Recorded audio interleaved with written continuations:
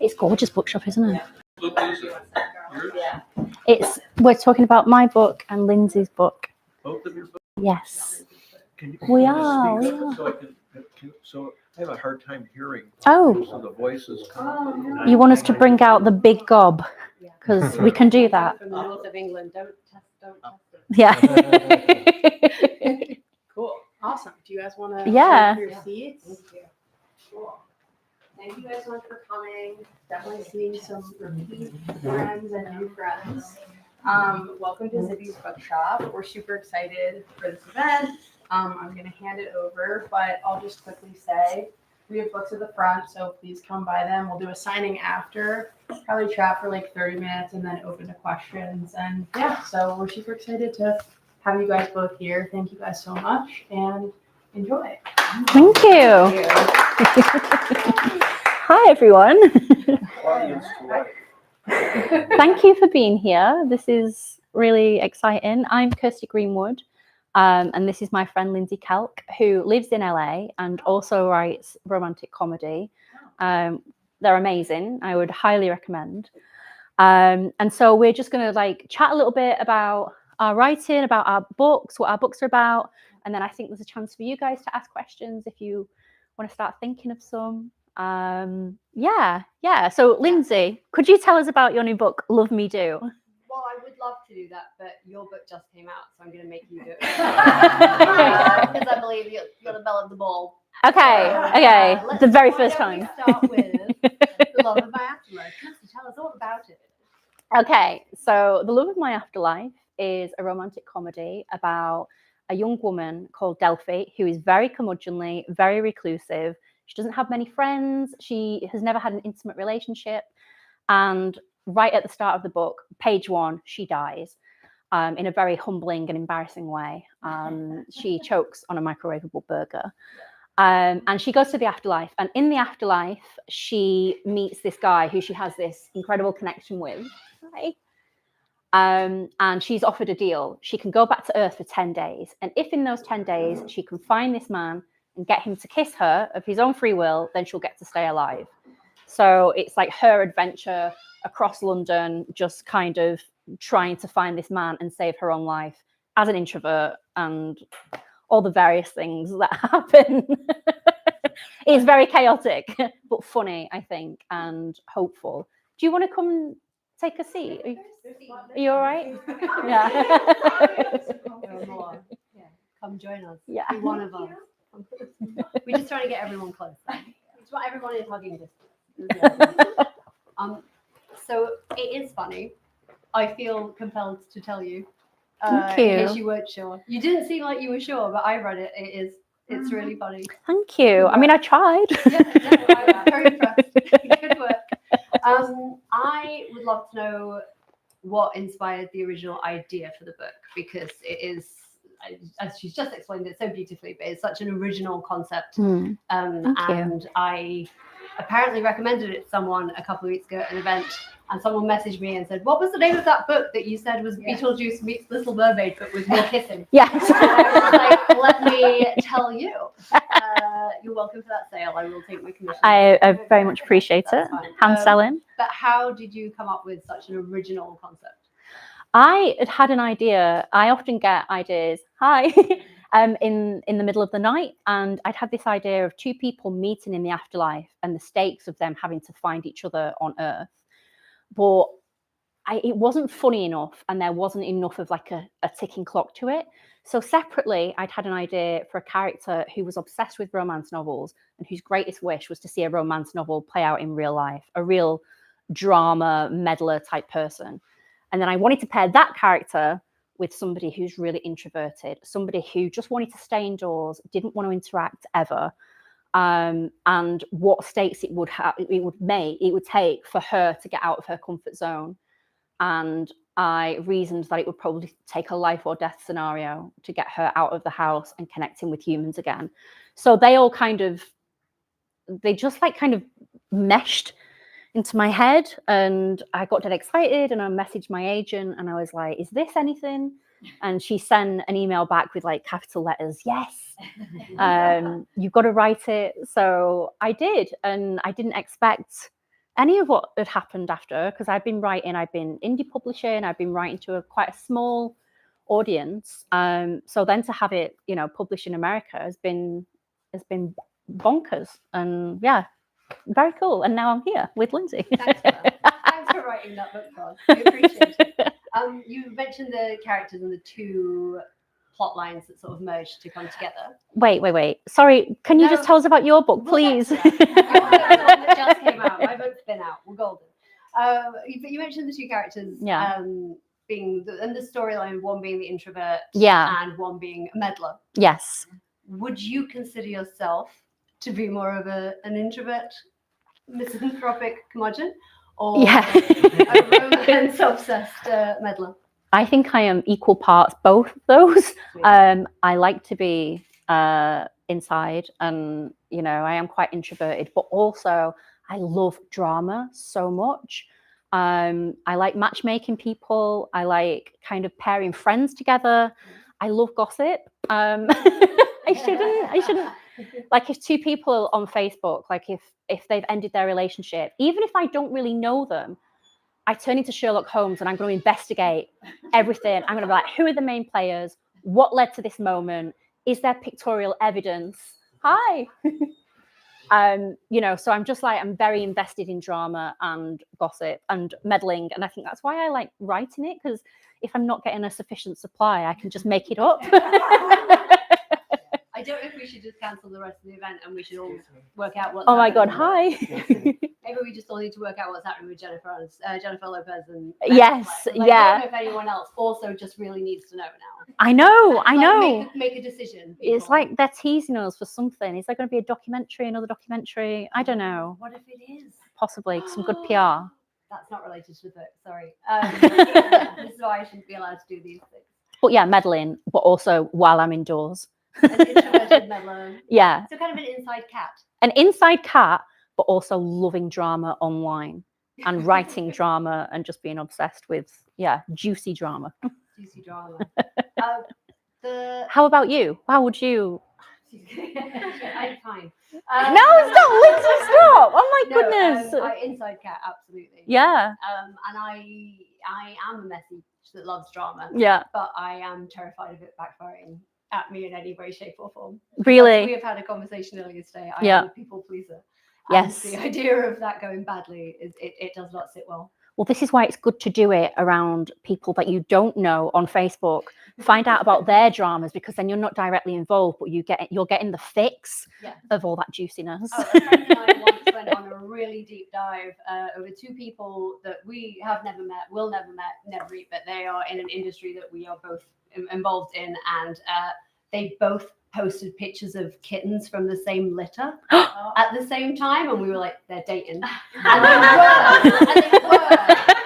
And that's how. Wow, that's impressive. That's my proudest detective moment. I said to Danielle, I'm like, did you see that she got a kitten from the same place that he got a kitten? It takes nothing to. I work from home. I don't get out a lot. Yeah. This is it. We need our fix. Yeah, exactly. Romance. Yeah. It's a romance novel. It is a romance novel. And the romance storyline in the book is really interesting in that obviously we have the pursuing the soulmate that she meets at the beginning, and then there's other romances between other characters. Yeah. And there's sort of big family aspect. Yeah. Can you talk to us a little bit about that? How you followed the romance line through? I love romance novels. I have been reading them since I was, like 10 or 11, when I probably shouldn't have been reading them. So it's always been my genre. Like, I've maybe thought about trying to write other stuff, and I can't do it. Like, I love this genre. And I think it's, I don't know, like, why do you write romance? It's just, it's fun, it's comforting, it's, I don't know, it's everything to me. Like, and I think people get a little sniffy about it, and sometimes, But yeah, what about you? I'm very passionate about them. I didn't even tell you how great you were, so don't be embarrassed. You are though. Thank you. Same. Yeah, no, and the same thing. I write romance novels because it makes me happy too. Yeah. Which seems wild that you would have to explain that. But I do feel as a romance author, I do have to justify why I write romance novels a lot. Yeah. A lot of people in publishing for a very long time would be very like, oh, are you doing that because you're not smart enough to do anything else? Like, I mean, you're doing the silly girl books because you can't do the other kinds of books. I'm like, oh, it's a choice. It is, yeah. And it's not. Exactly. And it makes people so happy. Like, I've been meeting readers. This is the first time that I've, well, you've just come off like a huge tour in the UK. And I was at an event with Lindsey. And the people who come to visit, they're so passionate and joyous. And they love what we're doing. They love these books, you know, and that means something. That makes me feel really proud. Like, at the end of the day, I'm like, you know, I'm doing something that makes people happy and makes them laugh. And what's better than that? Like, you know, I don't need to write like a very wordy literary tome, and that is very slow, and people maybe pretend to like more than they do. I don't know, because I don't know. Yeah. There's, you know, different strokes for different folks. There's Exactly. something for everyone. Yeah. And I think writing a book that allows people escapism and joy. Exactly, because life is tough. Celebrated. Yeah. Life is tough. Yeah, exactly. Theme of the evening, life is tough. Yeah. But at the end of the day, it's like, you've worked all day. It's like, do you want to come home and do more work with your book? I don't know. I don't. I just want to be taken away to somewhere, and, you know, I want to escape. Which your book does so beautifully. I do want to touch on the side characters. Yes. Which just seems even rude to call them side characters because they are so alive. Especially Delphi's neighbor, who I'm obsessed with. Mr. Yoon. Mr. Yoon. Yeah. And immediately, I lived in New York before I moved to LA, and her flat and his flat became my old walkout. Oh, no. I was like, oh my God, this is absolutely. I had a guy next door who we never saw. And you would like, I lived in that flat for 3 years, and maybe I saw him twice. Yeah. But I had dreams of this like invisible life that he had, and Amazing. like what he was doing in there. Turned out not so great, bit of a hoarder. It's fine, I'm sure now. It's been 9 years.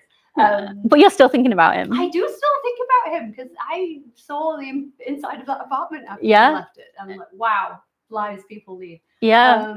Mr. Yoon, not so much. No. Beautiful inside of his flat.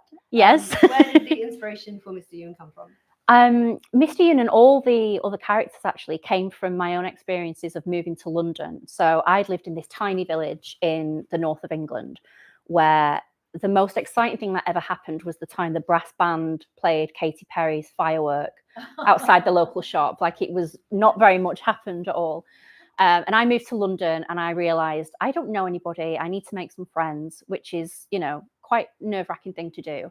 And I thought, in London, no one would be interested in making new friends, because, like, in the big city, everyone's like rushing from place to place, and, you know, they might think you're crazy if you start talking to them. But actually, I met so many different kinds of people, and everyone was really receptive to making new friends.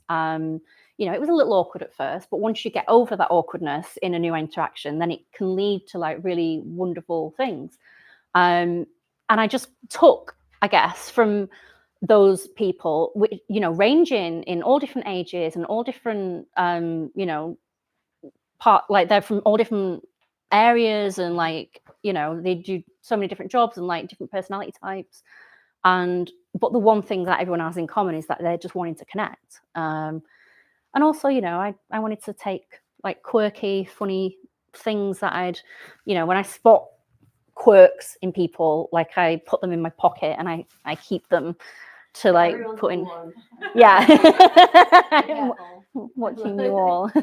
I find very, very specific things about people funny and amusing. Like, I don't know, like I know someone who doesn't like somebody because like their eyes are too close together, and it's like it's bonkers to me, and it's like that told doesn't, you not to tell anyone about that. you know, or like they're very specific about the way they fold their clothes, and that is like I love those like tiny little quirks of people. Like idiosyncrasies. Exactly. I find them fascinating and amusing. Yeah. And then we steal these things and foam them out for our own personal gain. Exactly. Perfect. It's the life of a writer. How did you start writing? What was the first thing? Was there a first thing? Is it something you've always done? Yeah. So I used to read Sweet Valley High, the Sweet Valley High series. So I used to read those as a kid. And when I'd run out of them, I would write my own version. So I guess it was early fan fiction. And I would use all the Americanisms. I would say faucet instead of tap, and I'd say sidewalk. And I was like, oh, I'm so American, so cool. And I loved it so much. And I was like, oh, as soon as I did it and I read it to my sister and she loved what I was doing, I was like, oh, this is the best thing. This is the best feeling ever. And so then I started a book blog for romance novels called Novelicious. And I ran that for a while. And that's how I met an agent. And she'd seen some of my writing and she was like, you should write a full book. And I didn't think I could because I'm from a very working class background in the north of England. And, you know, similar to you, like, and we didn't have many people around us writing novels, you know. So so it seemed like a really outrageous thing to try and do.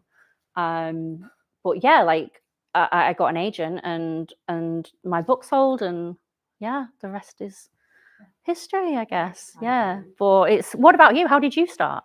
I mean, worryingly, we did just establish that we're the same person. Yeah. To the point where we both pulled the same eyeliner out of our bag. Yeah. We were like, whoa. And exactly the same as you, I grew up in a mining village in the north of England, and was obsessed with Sweet Valley High. Yeah. This is on record. You can Google that. I'm not making it up. Were you? I didn't know this about you. Yeah. I love Sweet Valley High. That's why my first books I wrote and published were a series, and that was broadly because I love Sweet Valley so much. No way. Yeah, obsessed. I didn't know. My own Pi Beta Alpha sorority going with my cousin, but she wanted to be Jessica and she made me be an Elizabeth. Oh my God. I clearly am an Elizabeth. My favorite was Lila Fowler because she was the meddler. So rich. Yeah, I just yeah. So wealthy. But yeah, we can have a Sweet Valley chat after. Yes, yeah. Oh my God. All of those books, and same. I used to write also Sweet Valley, and yeah, just always wrote. Yeah. From being a really little kid, like I've got stuff that I wrote in primary school still. Wow. But did not think it was an option for someone from a working class village. Because we didn't have the internet as well back then, so you know, it was days of yore. Yeah. There was no internet. I think we got the internet at my school the year that I left, and I just read Buffy episode summaries. Yeah. I didn't know what else to do with it. And then I went to university and did English because I liked writing. Yeah. So everyone just said, well, you have to go and be an English teacher then. Yeah. Well, that was the standard thing, isn't it? Yeah. Yeah. But I moved to London and weaseled my way into PR for a couple of years, which I don't recommend. That was a stressful couple of years. Yeah. But just always kept writing. Yeah. And eventually you got an agent, and then my version of it is slightly different in that I was working in publishing, so I was a children's book editor. Yeah. And it's the most depressing, cynical, positive story of all time that I worked in a team. I didn't work in fiction. I worked in film and TV tie-ins, so we made like books of like Shrek movies and stuff. Yeah. Then we did Dr. Seuss and sort of brands and film and TV. But I sat with the fiction team. Yeah. And I saw them turn down so many massive books. Oh, really? So many. That publisher turned down Twilight. She turned down Harry Potter. What? They published the first 2 John Green novels and then stopped.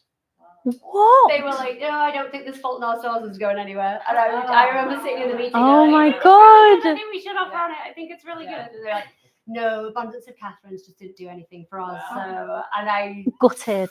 That person kept their job. Oh wow. Different time. But it was honestly seeing these massive books get passed over that made me think, because I'd always assumed I couldn't do it Yeah. because I wasn't good enough or it Yeah. wasn't for me. Yeah. But seeing huge, incredible books get ignored made me think, well, I may as well try. You might as well try. Because Yeah. these books are incredible and they don't want them. So Yeah. I might as well just have a stab at it and see Yeah. what happens.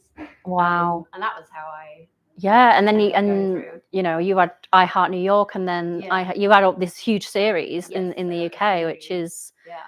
amazing. And then you've got The Bell Witches coming out. When's that coming out? I see what you're doing. I have noticed. The Bell Witches, but you told us about Bell Witches at the other event, and I was saying, like, is it like similar to like Vampire Diaries, which I'm a huge fan of, and Because we're the same person. It's very similar. Yeah, I've written romantic comedies up until now. Yeah. Love Me Do is available here this evening. Yes. For all your Love Me reading Do, pleasure. and it's wonderful. It's really, really funny. Yeah. It's set in LA. Yeah. Because I wanted to write a book about where I live now. The Bell Witches is my left turn into. They're making me say romantasy because that's the thing. Yeah. But it sits so much closer to a Twilight. Yeah. Vampire Diaries book. Yes. Area. So that in my day, we called it paranormal romance. Yeah. So when I was writing it, and I came up with the idea such a long time ago, like 14 years ago, I started working on it. Wow. That paranormal romance fantasy was not the thing. So everyone said, you can't write this. Yeah. Who's going to read it? Yeah. And it turned out everyone was waiting for fantasy to come back. This is similar to what I had. I was writing magical realism romance 10 years ago, and publishers they didn't want it. And then Ashley Poston and the Dead Romantics came out, and people loved it. Readers loved it. And so when I brought this idea to my agent, she was like, now is the time. And the book went to auction in both the UK and the US, because I think they knew that so many readers loved magical realism. But you're always waiting, I think, as a writer, for the moment where, like, you can't write to trend because you can't guess, and also it's not a way to be creative is to try and write to a trend. But you are almost waiting for a moment to happen. Yeah, and because I worked in publishing as an editor for 6-7 years before I switched to writing full time. So having been on both sides of it, it's really interesting to see those acquisition meetings when people bring things in, and if it's too new, everyone's afraid of it. Yeah. But if it's too similar to what exists, or if you couldn't get it out fast enough, they don't want it. Yeah. So most people sit in this really safe space where they just want something that they know they can get out. But then there'll be one person that's brave and brings in something new. Yeah. And that starts the trend. And that's the key, is to be that person that gets that. And almost always, like, the publishers don't expect that it's going to break out that way. No, they're not an optimistic bunch. No. I worked in publishing in London and in New York, and I can safely say, not the most optimistic of people. Yeah. I mean, they're not boo down with publishing, but they're also not like, this is the one. Yeah. Ever. And it's a surprise. Everyone's surprised when something breaks out. I think that happened with. I think that might have happened with Beach Read. Yes. I think, because Emily was writing YA before that, and I think she just, she'd come upon like this idea for Beach Read, and then they didn't know it was going to hit so much, and now she's. I remember getting sent the bound proof. Beach Read. They sent me just printed out pages. They did. They didn't have a proper proof. They didn't even make a proper proof for it. They didn't even make a proper art, because they were just like, this could be something. Dunno, take a look. Yeah. And I remember it showing up on my doorstep in LA, like, in a massive envelope. I'm like, what is this? It's not even an arc. Yeah. And then I read it and I'm like, oh. Yeah. And then it was the start of something huge for the romance community and for romance writers as well, because it's blown up since then, and it's wonderful. That fan fiction, I feel like the fanfic community, which is so interesting that you say about writing Sweet Valley fanfic. Yeah. Is there any other? Have you ever dabbled in any other fanfic? No, I haven't, and I've just done a couple of events with Ashley Poston over the last week, and she started out in fanfic, and she was describing it all to me. She's describing the tropes, and there's like this spice scale that's based on fruit. Do it. Do it. I did not know. I will not go into the details of exactly what she told me, but I came out of those events a changed person based on what she told me about the fan fiction landscape and about the Omegaverse. If anyone was. Yeah, no, well, we and then we're not going to go any further than that, because if you don't know what it is, you don't need to know what it is. Yeah. If you don't know what it is, you know what it is. So it's fine. Yeah, but no other. It's, your Ali Hazelwoods, your Julie Sotos. Yeah, exactly. Yeah, I feel like I've got a lot of reading to do and a lot of learning to do. Every day is a school day. Yeah. Did you do fan fiction? I did do fan fiction, it was just for me and remains so. Okay. But I did love a Buffy fan fiction. I loved. I don't know how many people are familiar with the British pop band Take That. Yes. Anyone here take that? Fiction. Robbie Williams? No. Any part of this. It's fine. Don't worry about it. You didn't do a Take That Buffy crossover? No, not a crossover. I wasn't that far advanced, sadly. But I did do a Take That fan fiction featuring me and my friends. Amazing. And were you and your friends like friends with the band? We were more than friends with the band. But I was also a very naive 15-year-old, so it was just a lot of hand-holding at all times. Of course you were more than friends. This is my naive and pure heart. It's like, were you having tea together in the book? Holding hands on the log flume. Yeah. Oh my gosh. And Buffy, like, who were you? I'm obsessed with Buffy. I remain obsessed with Buffy. I watched some Buffy today. It's not Buffy. It's fine. I was Angel. I was Angel. Always. No. Yeah. Oh my god. Spike. Yes. Spike, absolutely. It's fine. I just could never get over the accent. I just couldn't. Yeah, it was a little bit. What's his name? Dick Van Dyke in Mary Poppins. Yeah. Oh god. Yeah, but I didn't write any other fan fiction, but I feel like maybe I want to now. I don't know. Like all to play for. I don't know how many people feel like popping onto the internet and joining the Raylo fandom. But I did an event in England with Ali Hazelwood and Julie Soto, and I learned so much. Yeah, I learned so much. Yeah, it's incredible, and these readers are like, they're voracious for it. Yes. It's fascinating and lovely to see. Yeah. It's amazing. And what I love about the fanfic world and the authors that have come through fanfic is that I feel like it's democratized publishing. Yeah. In a way that I managed to get into publishing through a real backdoor sneaky way. I was working at a licensing company in the UK, and we licensed the book rights to HarperCollins. Yeah. And then they needed someone to come and work at HarperCollins on those books. Yeah. And I had left that job. And that's how I got the job as the assistant to work on those books. Otherwise, I would never have gotten a job in UK publishing at a major house, coming from a mining village with a not great degree. Like, I didn't go to Oxford or Cambridge or any of the big schools. Yeah, same. I couldn't even get interviews. Yeah. When I had great grades. Yeah. But I didn't have I wasn't right on paper. Yeah. So I couldn't get in, and it was only because I knew a lot about a brand called Groovy Chick. That I managed to get this job, and that's how I got into publishing. Yeah. So I've seen the gatekeeping in publishing, every side of it. I've seen how hard it is for people to get in, and the States it's even harder because you have to have the master's degree and then you have to intern. Wow. And if you don't have the money or the financial means to do that, then you're stuck. Yeah. It's really hard. But the fanfic. It has said, well, we'll just write our own then. And then the readers get to choose what hits amazing. big. Yeah. Which is wild. I know Julie Soto just sold a book. She has a romantic YA story coming out that's based on her Harry Potter fanfic.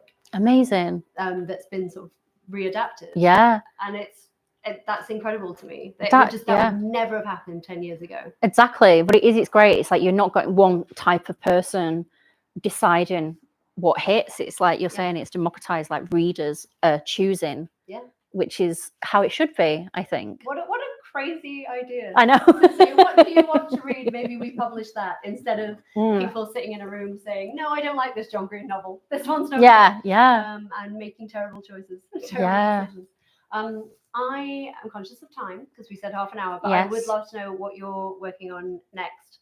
Which I should have asked you if I can ask you, because that's a horrible question to ask. No. Well, I've been doing a lot of promo. So I just got into LA yesterday, so it's just been full on, but lovely and bonkers. And when I get home next week, I am just gonna do nothing but write, and I'm writing a new book called Sexy Spooky Love Story. And it's set in the Scottish Highlands, and it's about a woman who goes back to her hometown to photograph this wedding, but the whole time she's getting haunted by the ghost of her best friend from when they were 17. So and her 17-year-old ghost best friend is horrified at what a stick in the mud the protagonist has become, because she used to be very cheeky and naughty and wild, and now she's very, very sensible and staid. So she is there to cause chaos. And the whole while there is a romance, of course, burgeoning with the owner of the manor house in which she's staying. And it's again quite chaotic, funny and swoony. I'm like a third of the way in, and I'm trying to do what I always do when I write, which is to just have the most fun I can have. It's been a little more difficult this time because there's been a lot more attention on The Love of My Afterlife. So, and I have a lot more readers now. So, before I was like, I can just write for my small group of readers and I know that they're going to like it. And now it's a little bit nervier because, there's going to be more people reading it, but you just have to stay the course. I know. What about you? What are you working on? Worryingly, because we're the same person, my next rom-com is also set in the Scottish Highlands. Is it? Oh my god! Actually, no way you could ever possibly know that. That is crazy! Oh my god! I'm a bit worried. We need to do some ancestry business. Oh my god, this is insane! Yeah. So I'm working on that. That will be my rom-com for next. Yeah. Coming out next Christmas, 2025. Do you have a title you can share, or is that under wraps yet? Yeah. I don't have a title yet because publishers would like to be involved in the title. But in terms of Scottish Highlands, that's great, because I was at an event last night in Texas, and I said that my next book was set in the Scottish Highland, and the audience broke out into applause. Like I was like, oh, it was Scottish Highland, like link up. Yeah, I was just like, oh, this is cool, and now I'm even more excited to finish it. So yeah, we can do an event in the Scottish Highlands. I'd love that. I would. Oh my god, yeah, us on the loch. Yeah. Maybe we could find the Loch Ness monster. I know we have other stuff to do, but there is a Loch Ness monster romance. Apparently, I learned. I was having lunch with my publishers, and they said there is a romance book where the hero, I think he is secretly the Loch Ness monster, and does he? I don't know. I really want to read it. It's a romance novel for everything. Exactly. That's all you need to worry about. Which I love. Whatever floats your boat. Like Minotaurs, aliens, whatever you need. It's all there now. It's bonkers. I feel like I've got so much research to do. Wacky, me and you writing love stories about human adults. Where do we go? Outliers. Yeah, how dare we? How very dare we? Well, thank you so much. Thank you, That was Lindsey. amazing. It was a lovely chat. I'm going to open it up to questions if anyone has any. I know no one wants to be there. First, this lady. Amazing. Hi. Hi. Do you believe in the ghosts and the afterlife? And have you had any interactions with any ghosts? I don't know. Kind of experiences? I haven't, and I don't know. Like I like to keep. I think I would be terrified if I believed in that. I think I would be just walking around like looking around. I think I like to keep it to my imagination, because then I can create what I hope it's like. I think I would get into an anxiety spiral if I thought too much about the actual afterlife. So to me, in the book, it's like a comforting laundrette, and it's very soothing and lovely. And I guess that's what I hope it is something very soothing and comforting. So I don't know. I don't know if I believe in ghosts. I don't want to believe in ghosts. I think I would just walk around my entire life terrified. So no. I'm a not no person. I haven't had any personal experiences. When my mother passed away, her best friend was insistent on telling us that she kept feeling her spirit every time she saw a plastic bag What? on the wind. And I'm just like, that just seems rude. I was like, my mother is not a plastic bag. Yeah. And also, I think she's just seen American Beauty. Yes. You've just conflated two things. But I do have a lot of close friends and family who do. And I have a cousin who is very spiritually inclined. And my aunt will sometimes decide that she absolutely has definitely seen ghosts, but then the next day hasn't. I should tell you, I actually went to a Scottish castle last year with some writer friends to write and research. And my friend Cressida, who is also an author, does believe in ghosts. And she downloaded this ghost app because this castle was really spooky. And there was this one room that everyone walked into and everyone just got chills going in there. So we were like, right, we're going to take the ghost app and go in. So there was this old picture on the wall of this old man who was, I can't remember what his name was, David something. So we were asking David questions. We were like, David, are you happy? Are you in the room with us? And how did you die? We were just like, give us a sign, David. And a second later, my friend, another author, Kathy Bramley, came in and she said, you do know that David's still alive. So I've been trying to contact someone who was still alive. You can just text him.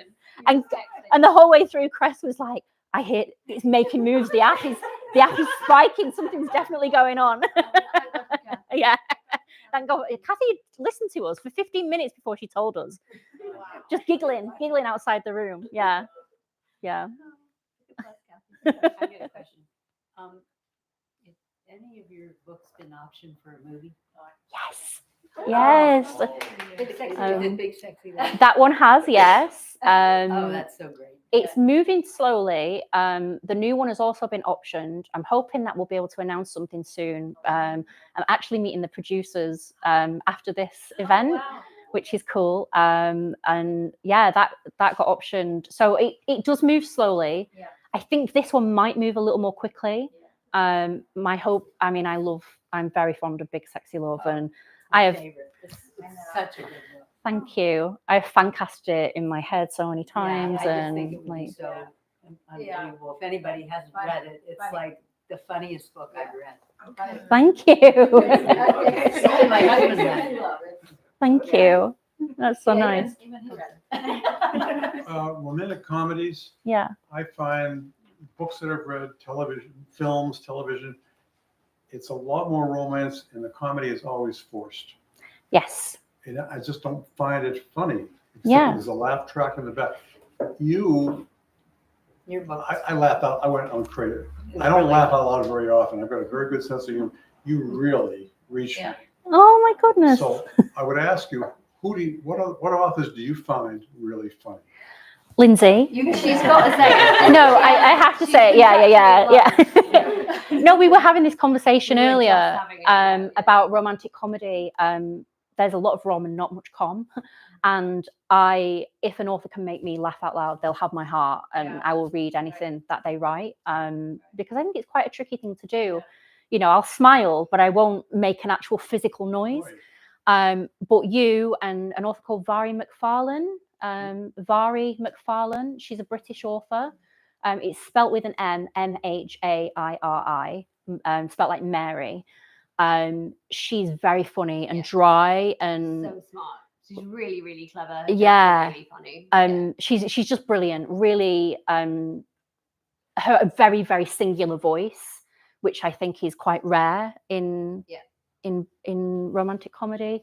Ashley Poston, who I've just been on tour with, is so funny, and in person as well. She's absolute chaos. What's the name again? Ashley Poston. She writes romantic kind of comedy, magical realism as well. And just again, like, it makes you laugh out loud. And I'll stop for a moment when a book makes me laugh out loud, and I'll press it, and I'll be like, oh, like yes, and I'll read the line again, and yeah, it's the very best feeling. What about you? Who makes you laugh out loud? We've just had Yeah. this exact same conversation and agreed that there were not not as many people. Barry always, Yeah. for sure. There's another British author called Lucy Vine. Yes, Lucy who's Vine. really Yeah. funny. Lucy's really smart and funny. Sophie Cousins. Sophie Cousins she's also just really funny as a human. She is which really then funny. Makes it even funnier when you read the book. Yeah. Yeah, Sophie Cousins is fantastic. Yeah. The Good Part, I think, was her most recent book here. Oh, I loved that. It was great. Yeah. That was magical realism as well. Yeah. Yeah. Yeah. It's about a woman who skips. She just wishes that she could skip forward to the good part of her life, and she does, and she wakes up and she has everything that she ever wanted. But of course, it brings with it its own set of problems. Classic. Yeah. Yeah, it's a tough one because there are a lot that, like you say, they're cute. They might be like, oh, but I don't know if I would call it a comedy more than just a romance. Yeah. Yeah, I think it's. You weren't predictive. I didn't know where you were going with that. Which one did you read? Big Sexy Love. Oh, Big Sexy Love, yeah. But even that's the only one I read them all, but he just read that one because I thought it was just so funny. So Thank you. I just have had so many people read it. I just discovered it just out of the blue. I picked it up somewhere and I just turned so many people onto it. Thank you. Yeah, it's such a good That's one. great. I'm hoping that Berkeley, my publisher in the US, will republish that one in the next year or so. So hopefully more readers can get it, because I don't know if it's how widely available it is here at the moment. It is on ebook, but in paperback, I'm not sure. Yeah. But thank you for that. That's so nice of you. Question. I have a question. If you had a chance, like a second chance kind of life, would you pick up any old hobbies or something that you kind of put aside, or like do you collect a lot of stuff that you're like, I'm going to start someday? Yes, I have ADHD, so I definitely do that. I pick up hobbies and then I do them intensely for a week and then I forget about them. I had the fountain pen era where I was going to be a great calligraphist and tap dancing. I've tried it all. The one thing that I would like to do is write musical theatre. I love writing musical theatre, and if I had another chance at life, I don't think I would change anything, but I would maybe do more of that. It makes me so happy to write songs. Yeah. What about you? If you had a second chance at life, what would you do? I would star in your musical theatre. I would be able to sing, and then I would, yeah.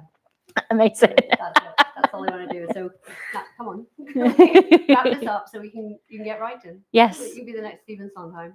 That'd be great. That would be perfect, although impossible. I love him so much. Never sell yourself short. Never sell yourself short. Do we have any more questions? Oh, we do. Gentleman in the back. If you could take a chance on writing in another genre, what genre would you write? You go first. I have taken a chance to write. Yes, the Bell Witches. Yeah. They let me write my fantasy. So I really want to write this YA fantasy. It's set in Savannah. To your point with the ghosts, it's like I'd spent some time in Savannah and I really felt that's where the idea for the fantasy novel came together, because it's got such a vibe of that. Like there's so much history. It's so rich. There's so many stories. So yeah, definitely. I'd always wanted to write fantasy. I read a lot of fantasy growing up. I love fantasy. So that was the genre that I wanted. An agent did once suggest to me that I should write psychological thrillers. That says more about you than me, so. Yeah. I watch SVU and I stopped. Really? Yeah. I've tried writing thrillers because I get ideas for them all the time, but they just end up funny and silly and like it's really inappropriate. Like someone will be standing next to the corpse and they'll make some awful joke, and I'm like, I am not cut out for this. So I'm going to stick with the rom-coms. I think it's like literally all I can do, So yeah, that's I would just stick to rom-coms, I think. Yeah. Can you share your dream cast? Oh, yes. For right, I'm scared too because things are moving with the book. So I'm like, if I say something and then someone else like wants to, is it? We won't tell them. Okay, We okay. won't tell them, and no one at home will. Tell But them. it's on a live stream though. Look, if you're listening to the live stream now and you think you're gonna Cover tell your someone, ears. Game up time. Okay. I can also wrap up the event. Yeah? Yeah. Oh, okay. Yes. Okay. Amazing. Right. It's the same secret. Thank you guys so much for coming. Thank you. Great. We're not going to answer any more questions now. Are the mics off? Are they hot? Are they hot?